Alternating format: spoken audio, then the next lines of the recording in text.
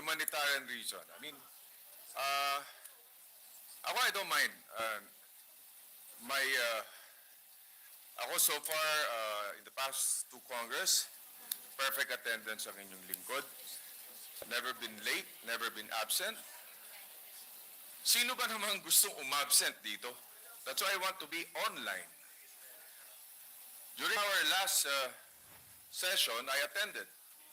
I tried. Pero namaga yung paa eh. Majority. So it's okay, Mr. President. Kahit na mabulok yung paa dito, no problem. Para sa bayan. You know, under Senator Soto, hindi ganun. Pastusan na tayo dito eh. Nire-respeto kita. Don't do that to yourself. Are you in coma? You're in coma. At the risk of You know, under Senator Soto, hindi ganun. Pastusan na tayo dito eh. Nire-respeto kita.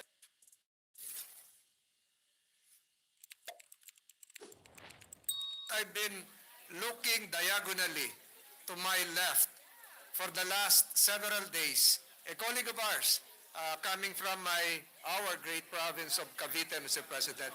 May I know the exact rule, Mr. President, concerning a colleague, concerning a member of this chamber with medical devices, apparatus, and apparently under rehabilitation, Mr. President?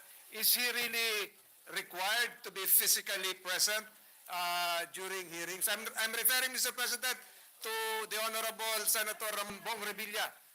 Lagi ko po nakikita rito na may kulang na lang po wheelchair, Mr. President.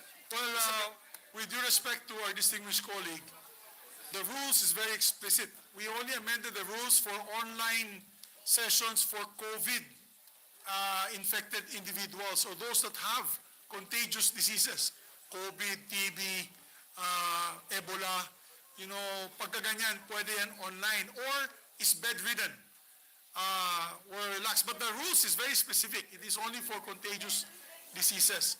But due to humanitarian reasons, because he had his operation last week that he could not stand up, we allowed it. However, he attended a political party rally in Manila Polo Club, was seen by everybody standing beside our president, and therefore he seems fit to be able to join us. And he joined us last Wednesday. To be very fair about it, he did join us last Wednesday.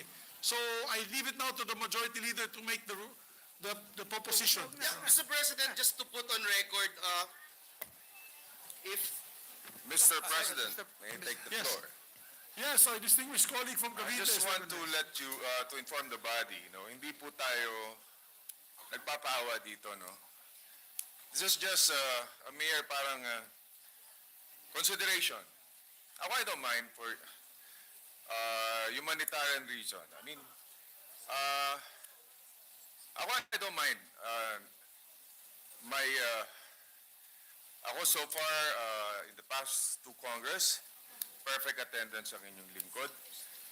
Never been late, never been absent. Sino ba namang gustong umabsent dito? That's why I want to be online. During our last session, I attended. I tried. Pero namaga yung paa eh. Majority. So it's okay, Mr. President. Kahit na mabulok yung paa dito, no problem. Para sa bayan. Yeah, just a reminder, Your Honor, no? I've had a perfect attendance since 1998. I have not been absent from session since 1998. For the record, I must have the longest record of appearance in the legislature. Well, times I'm sick, times I don't feel good, times I'm also bugbog sa trabaho, but I try to make it a point to be here to show our commitment.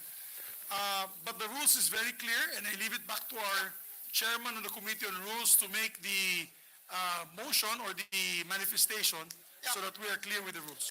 You know, under Senator Soto, hindi ganun. Pastusan na tayo dito eh. Nire-respeto kita. Don't do that to yourself. Are you in coma? You're not in coma. at the risk of You know, under Senator Soto, hindi ganun. Pastusan na tayo dito eh. Nire-respeto kita.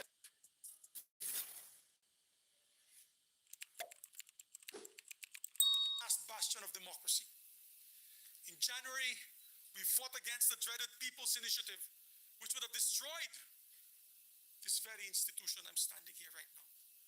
God knows what I had to do to defend the Senate. Throughout all this, I could count on each and every one of our colleagues, both from the majority and the minority, whose wisdom and cooperation helps shape the identity of the Senate for this post-pandemic age. But I want to thank my leadership team and those who stayed beside me till the very end. Ma'am Lauren, my Senate President Pro Tem, thank you very much for your loyalty and wisdom. I know many times temptations have been called to you, but you've been steadfast. Maraming salamat, ma'am. True test of character. Maraming salamat. To my dear Majority Floor Leader, pare, thank you for your hard work and dedication. Isa ka sa pinakamasipag nating Majority Floor Leader. Pare, thank you for your friendship till the very end. I love you. You know that. Mahal kita. I will always cherish your support. To Sunny, possibly the best finance chair this institution has ever had. Thank you, sir. I thank you. You know, your father was like a father to me. And I'm happy to call you my brother, sir. Senator JV, what can I say? Your loyalty, your friendship and hard work, which will help steer many important measures in this institution. Sir, I'm proud to call you my friend. Nancy,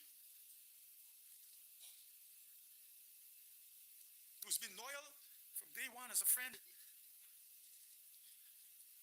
never waving. Thank you, my dear. I love you dearly and your family. Sherwin, my kumpadre. Pare, maraming salamat, pare. You are a good friend and kumpadre. I'm proud that you're the ninong of my son. To Bato de la Rosa, who stuck it out to me till the very end. Sir, I salute you, sir.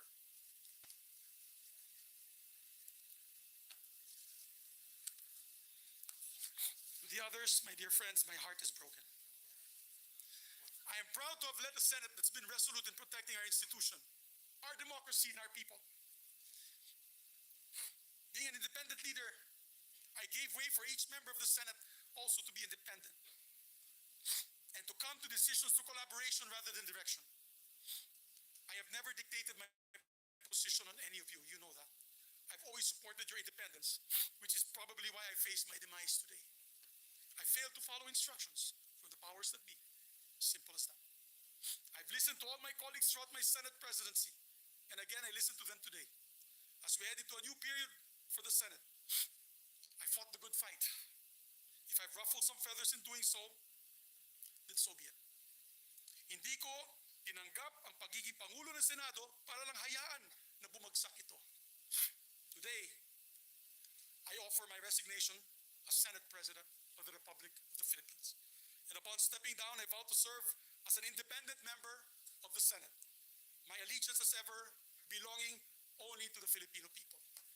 I leave with my head held high, knowing that I did what is right for the Senate and for the nation. I wish our new leadership the very best, and I pray that they will be steadfast in upholding the independence of this beloved institution. I will remain vigilant to make sure that the traditions and the rules of the Senate will remain steadfast. Once again, maraming salamat po. Mabuhay ang Senado, mabuhay ang Republika ng Pilipinas. Thank you very much, Senator Juan Miguel Zubiri, for your heartfelt speech. We are grateful for your service to the institution. Thank you for your service to the nation. Thank you for a job well done, Senate President Juan Miguel Zubiri. Session is suspended. Sir. Thank you, Mr. President. Mr. President, distinguished colleagues, ladies and gentlemen, as the chairperson of the Senate Committee on Migrant Workers and the chairperson of the Senate panel, I have the honor to present the Bicameral Conference Committee report on the disagreeing provisions of Senate Bill number 2221 entitled An Act Providing for the Magna Carta of Filipino Seafarers, and House Bill number 7325 entitled An Act Instituting the Magna Carta of Filipino Seafarers.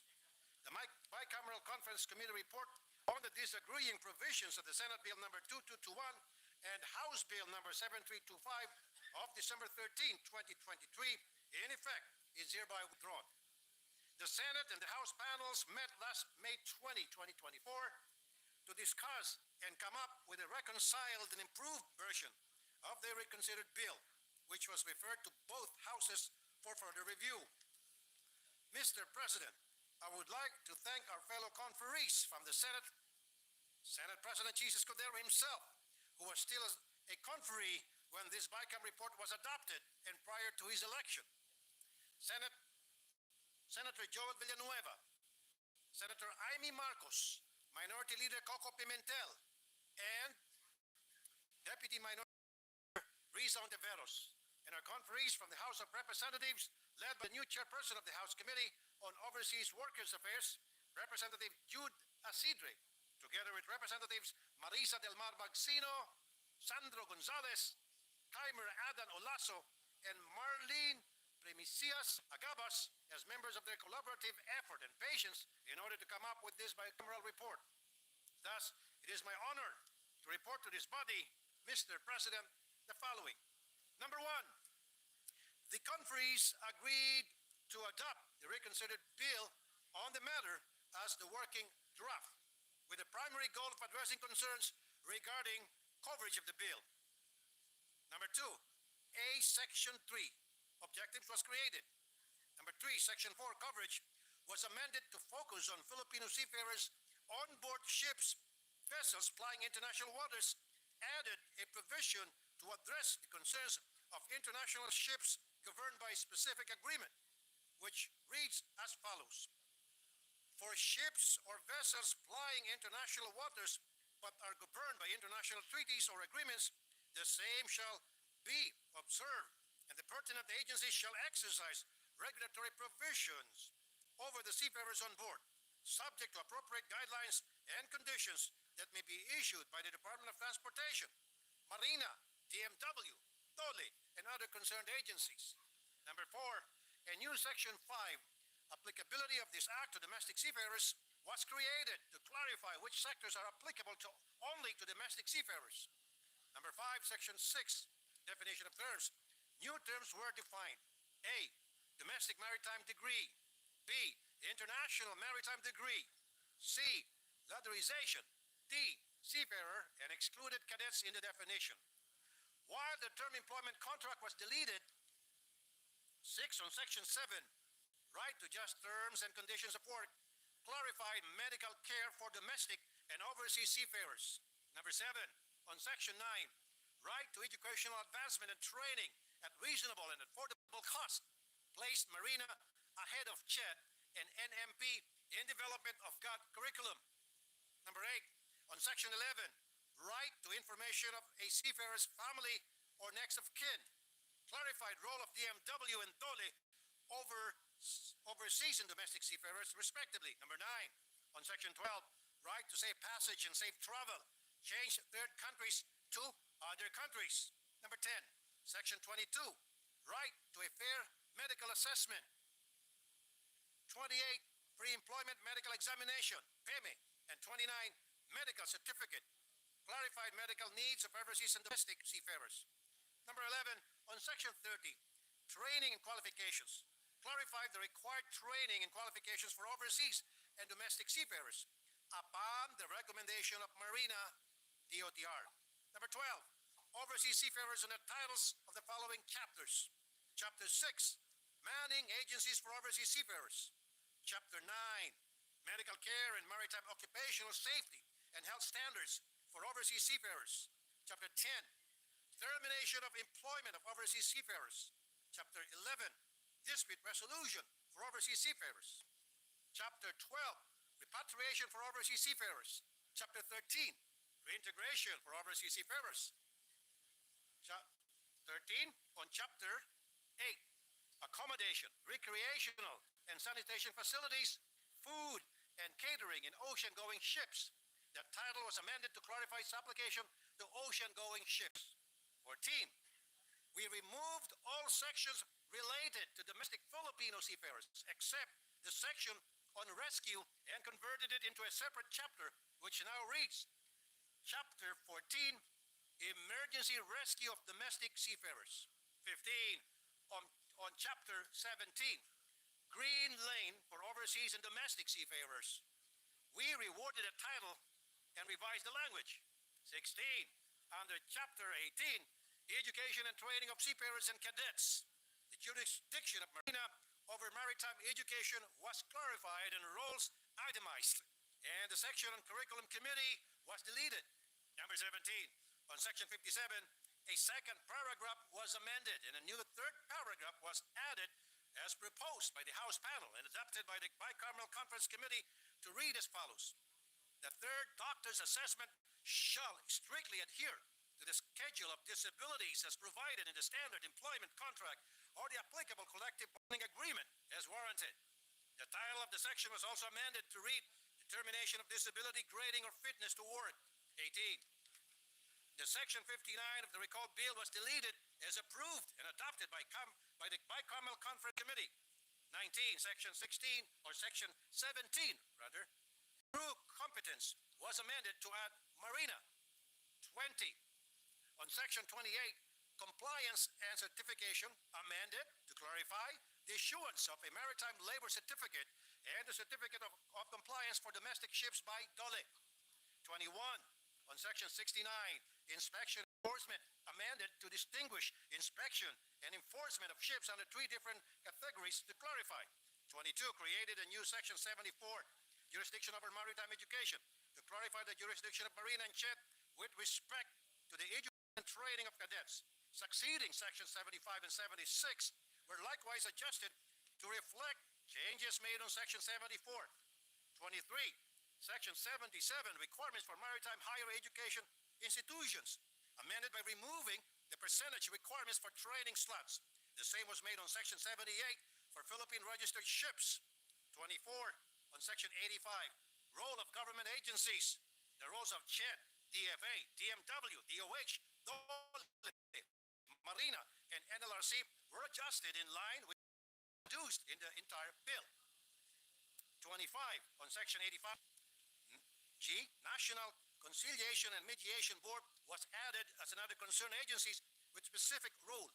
26, Section 85J, role of OWA was amended to include giving of free legal assistance to its member seafarers.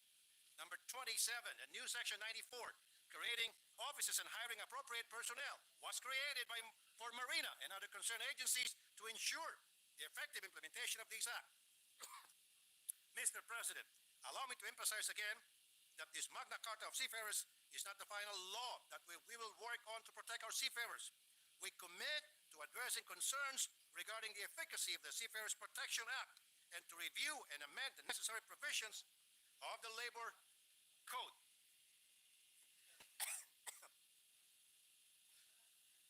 Especially on the rules of procedure for both NLRC and NCMB, such that appeals and judgment in maritime cases shall be more attuned to the pressing concerns of our seafarers and maritime stakeholders.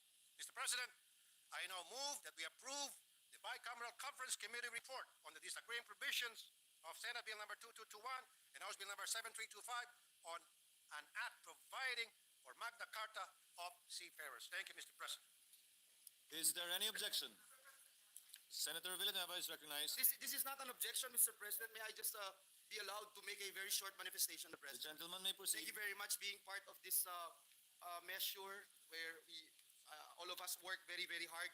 Isang malaking karangalan po, Ginoong Pangulo, para sa atin na maging parte din ng Bicameral Conference Committee ng panukalang ito, ang Magna Carta o Filipino Seafarers. Isang batas po na para sa proteksyon ng ating mahigit kumulang na 580,000 na marino sa iba't ibang dako ng mundo. Sa wakas po, Ginoong Pangulo, ay magkakaroon na ng isang tunay na Magna Carta para sa ating mga marino matapos ang halos 2 dekadang pakikipaglaban po dito. Nagpapasalamat po tayo sa ating pinuno kay Senator Rafi Tulfo, the chairperson of the Senate Committee on Migrant Workers, dahil karamihan po sa ating mga isinulong at ipinanukala na mga probisyon ay nanatiling nakapaloob sa BICAM report ng Magna Carta of Filipino Seafarers.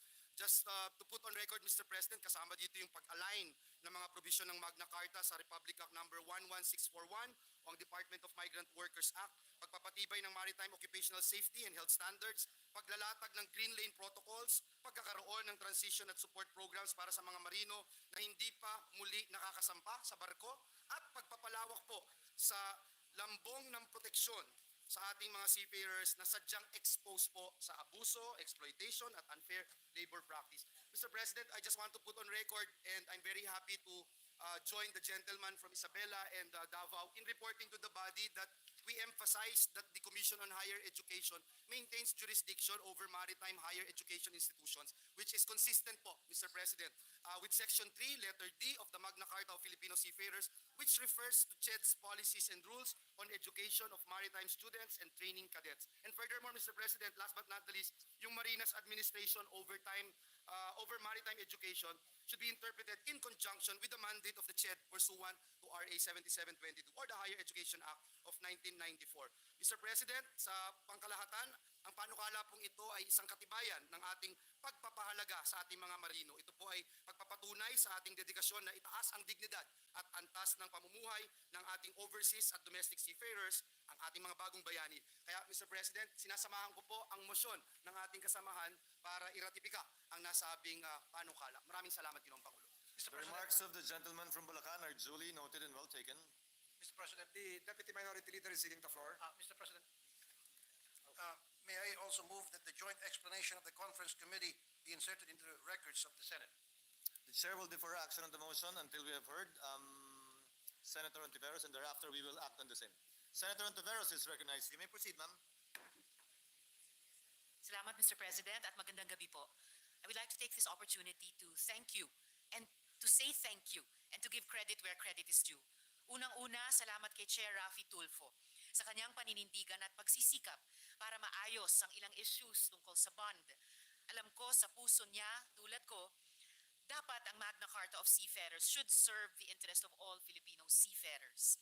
Salamat din sa aking minority leader, Senator Coco Pimentel, sa pagsuporta at sa pakikiisa sa tunay na diwa ng batas na ito, at kay Senator Joel Villanueva sa kanyang walang sawang suporta sa mga issues ng mga manggagawa, partikular sa mga marino, kay Comsec Alan at sa mga masisipag nating mga legis staff sa kanilang ambag at sakripisyo para mabuo ang Magna Carta of Seafarers.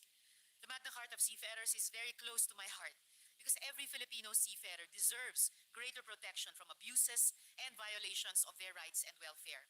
This law is for every overseas Filipino worker, seafarer, who has been called a modern-day hero because of his or her economic contributions through remittances, and most importantly, because of their sacrifices in being homesick to give a comfortable life to their loved ones. Narinig namin kayo, mga kababayan. Hindi sapat na manatili lamang silang mga buhay na bayani habang sila ay nakikipagsapalaran at nagbabanat ng buto sa karagatan na walang sapat na batas na magtataguyod ng kanilang mga karapatan at proteksyon. At sa wakas, ngayon ay magiging isang ganap na batas na. The Magna Carta should be the anchor of every Filipino. No one should be left behind, including cadets. Every Filipino seafarer's rights should be protected in accordance with international labor organizations, Maritime Labor Convention, and most especially with the Philippine Constitution. Sabi ko nga kanina, give credit where credit is due. At isang taos-pusong at walang humpay na pasasalamat at pagpupugay sa ating mga Filipino seafarers. Kayo po talaga ang bida dito, higit sa lahat. Mabuhay ang bawat overseas Filipino worker, mabuhay ang bawat marinong Filipino. Saludo ako sa inyong pagsisikap. Patuloy kaming susuporta sa inyong kapakanan at seguridad kasama ng inyong pamilya. Maraming pong salamat, Mr. President. Sir, thanks the distinguished lady, and her remarks are duly noted and well taken. Now, acting on the previous motions of Yes, Mr. President. majority leaders recognized. Corollary to the motion of Senator Tulfo. Mr. President, our colleague, the gentleman from Nueva Ecija, the Honorable Senator Robin Hood Padilla, is seeking the floor to deliver a manifestation, Mr. President. May he be recognized. Senator Padilla is recognized. Maraming salamat po, Ginoong Pangulo, at sa ating pong pinunong mayurya. Ito po ay point of inquiry lamang. Meron lamang po akong sanang gustong idulog sa kapulungan upang mabigyan po ng kaliwanagan. Ito po ay bunsod ng mga resolusyon na inihain ng inyong abang lingkod upang talakayin sa ilalim ng komiting aking pinamumunuan ang Public Information and Mass Media. Meron po akong serye ng mga resolusyon na nagmumungkahi po ng mga pagdinig at information dissemination para sa ating mga kababayan. Ngunit sa kasamaang palad po, hindi po ito nare-refer sa Public Information and Mass Media o di kaya ay nagiging secondary committee lamang po ang sa amin.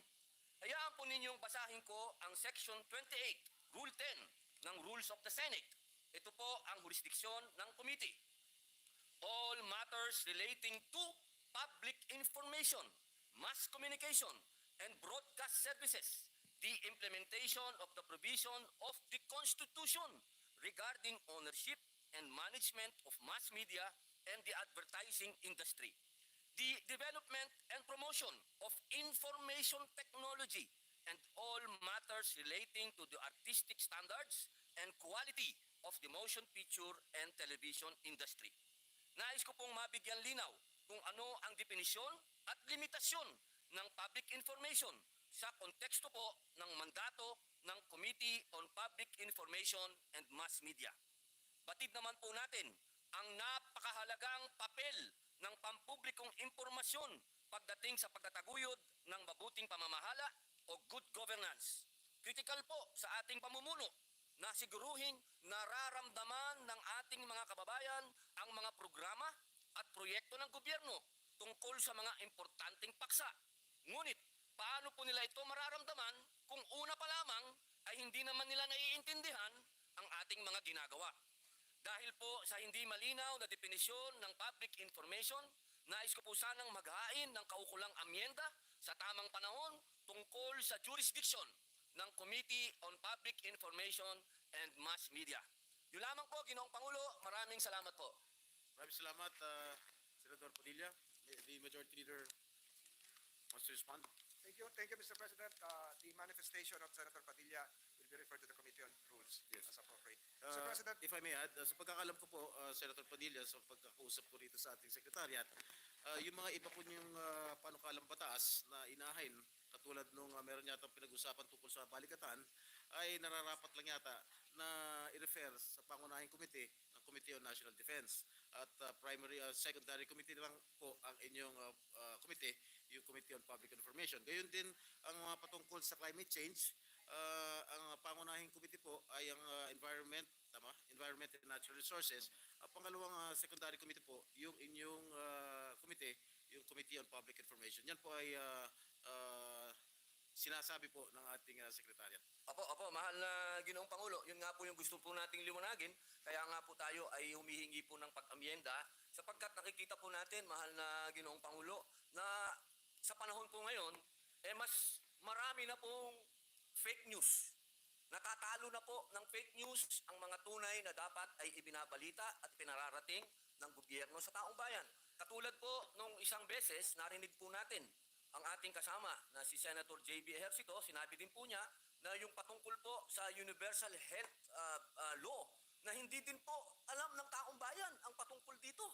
Nakakalungkot po yun, mahal na Ginoong Pangulo, na hindi po natin bibigyan ng bagong jurisdiction ang ating pong public information sapagkat sa ngayon po, mahal na Pangulo, umaasa na lang po ang taong bayan sa kung sino-sinong mga vlogger na nagsasalita sa social media, yun na po ang kanilang pinaniniwalaan. Ang hinihingi lang po natin, mahal na Ginoong Pangulo, na magkaroon po ng talakayan patungkol po dito sa mandato ng ating pong Komite ng Public Information. Yun lamang po, Ginoong Pangulo, marami pong salamat po. Maraming salamat po, Senator Padilla. Mr. President, if I may, Mr. President. Senator Just a very Villanueva. short manifestation and in connection to the statements made by our distinguished colleague. I think it's about time, Mr. President, that we look into all this proliferation of fake news. I remember last Congress we filed a bill regarding anti-fake news bill, and I think it is important to note na kung ang impormasyon ay mali, mapatunayang mali, ngunit ang intensyon ay tama, Mr. President, madali mo ma-justify. But if it is clearly, Mr. President, trying or spreading lies, coming up with a totally absurd, ridiculous information, then dapat magkaroon ng pananagutan ang mga ito. Because, Mr. President, I commiserate with our colleague kasi I think lahat naman ho tayo na natatamaan ng mga kung sino-sinong vloggers or media outfits. Yung iba nga po, kahit mainstream, Mr. President,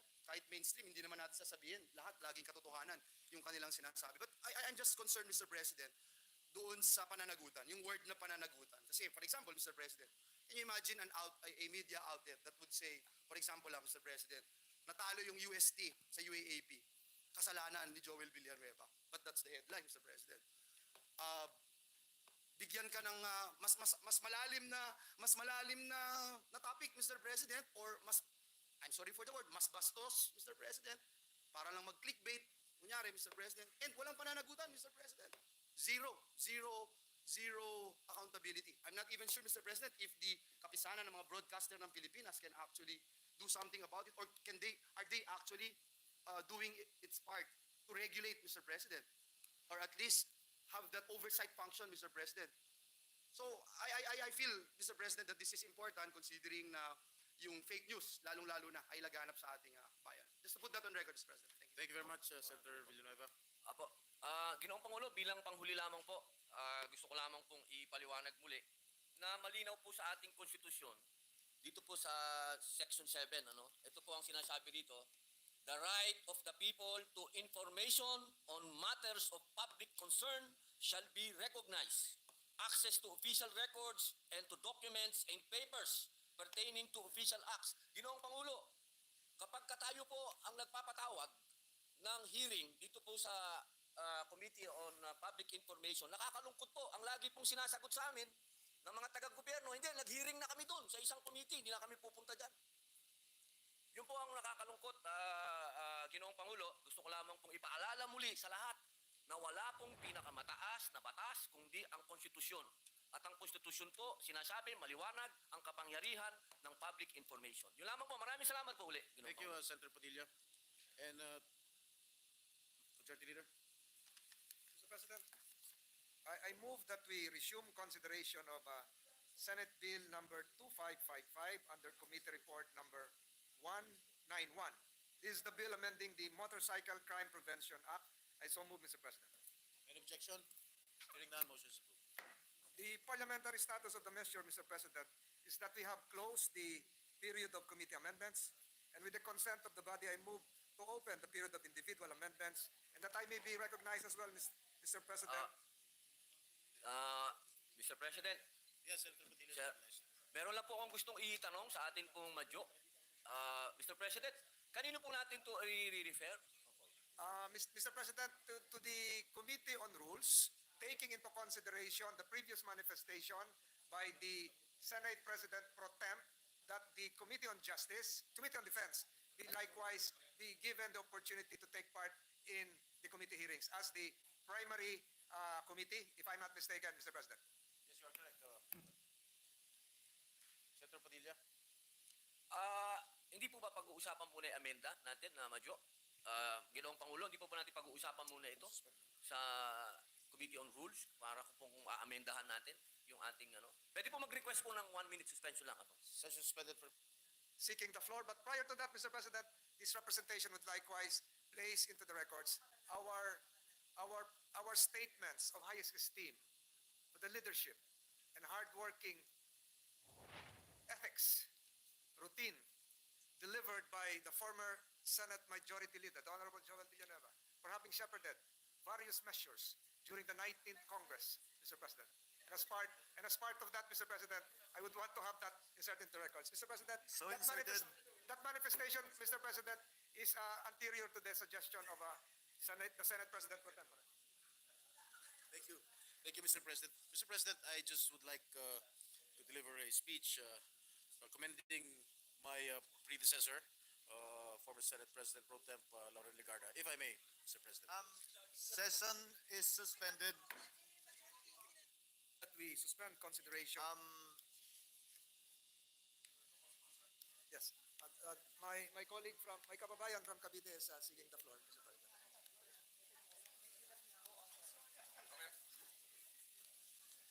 The Gentleman from Cavite is recognized. Would you like your co-sponsorship or deliver it? I'll deliver it. Okay lang. The gentleman may proceed if he can manage. For the Vaporeños. Just a short. Senator Revilla is recognized. You may Okay. proceed. Mr. President, distinguished colleagues, I rise today to co-sponsor Senate Bill number 2690, or an act declaring August 1 of every year a special working holiday to be known as the Araw ng Paglalathala at Pagtatanyag ng Kasarinlan ng Pilipinas.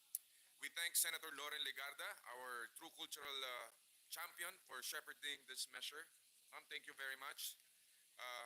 Bilang isang tubong Cavite at taga malalim po ang ating pagpapahalaga ukol sa mga kaganapan at na pumapalibot sa pagbawi ng ating mga ninunong bayani sa kasarinlan at kalayaan ng ating bayan. In our veins run the blood that our forefathers shed, the blessings of freedom and peace that we enjoy today. Kung kaya't isang malaking karangalan po na maisulong sa bulwagang ito ang panukalang pinagtitibay ang ating pagkakalinlanlan bilang isang malayang bayan.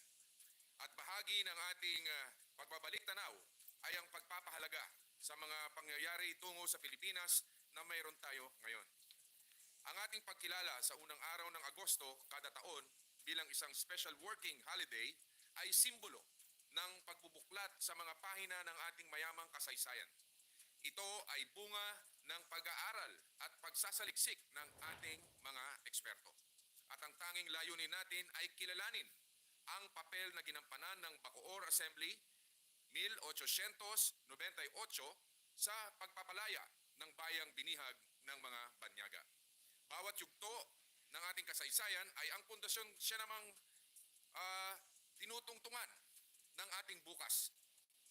At ang paglingon natin sa mga aral ng nakalipas ang ating kalasag tungo sa patuloy na pag-alab ng apoy ng pagmamahal sa bayan ay lagi nating handang pag-alayan ng ating dugo at buhay. Kalakip po ng pagbubunyi sa araw na ito ay ang hiling mula sa buong kapulungan na suportahan din ng panukalang ito upang bigyang pugay ang kabanatang ito sa ating kasaysayan at ang kagitingan at kadakilaan ng mga bayaning tumindig upang maiwagayway ang taas noo at buong tapang ang bandila ng ating kasarinlan. Mulit-muli po ang ating paninindigan, kalayaan, kasaysayan at kultura. Ito ang mga bantayan ng ating pagka-Pilipino. Maraming salamat po. Dora Grace po. Opo. May pumapalakpak? FPJ. Opo. Maraming salamat po. Opo. Yung pong patudyaan sa sinasabing fiction, alam niyo mga kapatid, maaring sa iyo, nakakapalakpak kayo. Pero kami, sa mga Muslim, hindi kami kailangan magpapalakpak. Fiction sa inyo yan, pero pumatama sa amin yun. Pulo is not fiction. Philippines is not fiction. Lugar namin yun. So, maaring sa inyo, okay. Pero sa amin, mananatili ang posisyon namin na nasaktan ito. The Muslims will never accept that this movie is a fiction. Maybe for you. For us, no. Because terrorism is never a part of our religion. Sir. Sir, ano lang, I stand with No, pumapalakpak ka. Bawal dito eh. Hindi po pala Kanina pa ako kumakalma sa inyo. pumalakpak ako kay... Hindi ko gusto pumapalakpak ka. This is my Hinihingi ako ng paumanhin. Senator, I agree with you yung nilirespeto ko yung naramdaman mo. I am active also helping with the BARM authority through our government services. Ang nag-agree kami, ang position lang namin is about banning of films in general. So, nilirespeto namin yung nararamdaman nyo. And I agree with that na masakit yun. Ako, yung ginagawa ng China ngayon sa Pilipinas, apektado rin ako. So, it's not, alam namin na masakit. direct, yung ginawa ang Disney. Binan ng Pilipinas. Yung 7-dash line. Hindi, sagutin mo muna ako. Sandali, nagsasalita ako. magsasalita ako. This is my hearing. Listen to me. Apa. Ginawa yung pelikulang ng Disney na about the West Philippine Sea na ayaw natin pumayag. Nagsalita ba kayo? Sinabi niyo ba bakit binan? Hindi pa po kami kasama sa ano nun. Sa, Kailan lang yun? sir, yung ano po yung... Hindi, sagutin niyo ako, bakit hindi kayo nagsalita ng patungkol doon? Binan natin yun. Sir, hindi ho kami yung wala ho sa posisyon namin yung magsalita against Nagsalita nga kayo dito against si ano eh. if I may, sir, yung ano yung Ang sinasabi ko dito, direct, huwag tayong masyadong ano. Kasi nasasaktan na kami, mga Muslim. Pagdating sa amin, okay sa inyo lahat eh. Pero eto, example lang yun. Example lang yun. Parehas ang sitwasyon niyan. Walang umangal ni isa sa inyo noong nag-ban tayo ng Disney movie. Pero ito, Muslim, Fulu, the heart of the Muslims, the Sultanate of Fulu. Lahat kayo okay lang, fiction? Bakit? Yung Disney, di ba fiction yun? Sir, inuulit ko po, hindi po kami nagdi-disagree sa nararamdaman nyo. In fact, personally ako, tama kayo doon sa sinabi nyo, nag-agree ako. Yun lang po, direct. Yun lang yung akin. Ano lang, kasi doon, nag-react kayo eh. Nag-react kayo dahil nag-react kaming mga Muslim. Hindi po dahil sa Muslim, wala po kami binabanggit. Hindi, yung kasi ang point namin. Opo. And That is the heart of the Sultanate of Sulu. Opo. We agree with sabi ko Okay na lang, direct, no respeto problem namin. na. Maraming salamat po. Ano lang, discussion lang. Discussion lang to. Yes, direct.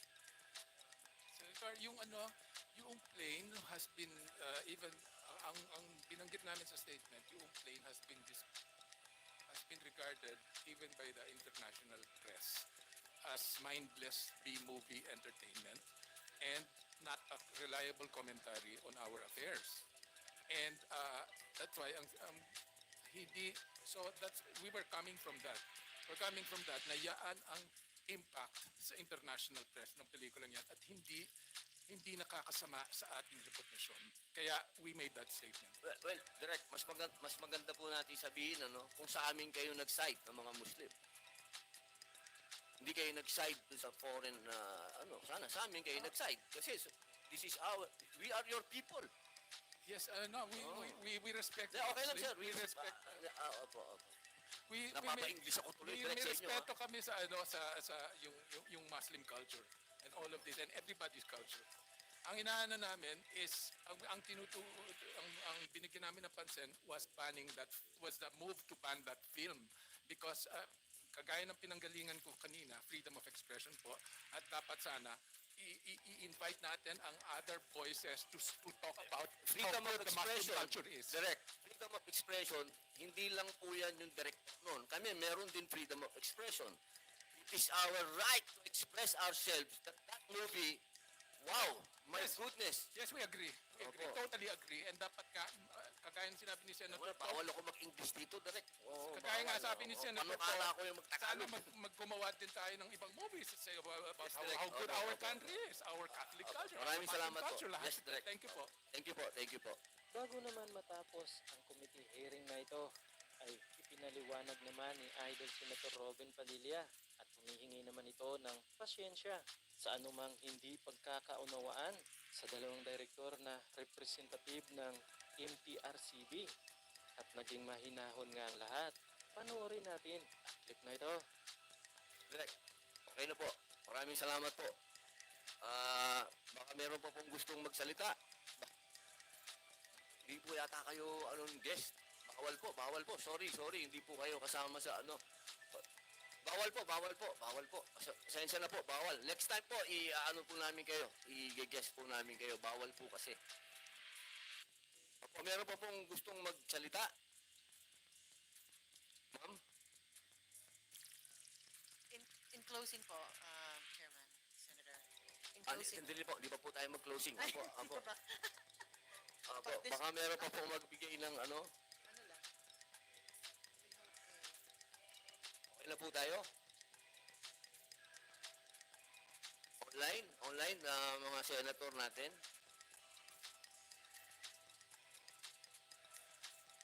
Wala na po. Okay, maraming salamat po. Magtapos na po tayo. Hindi pa po natin to i-adjourn sapagkat marami pa pong concern dito sa mga panukala na ito. Katulad po ng may mga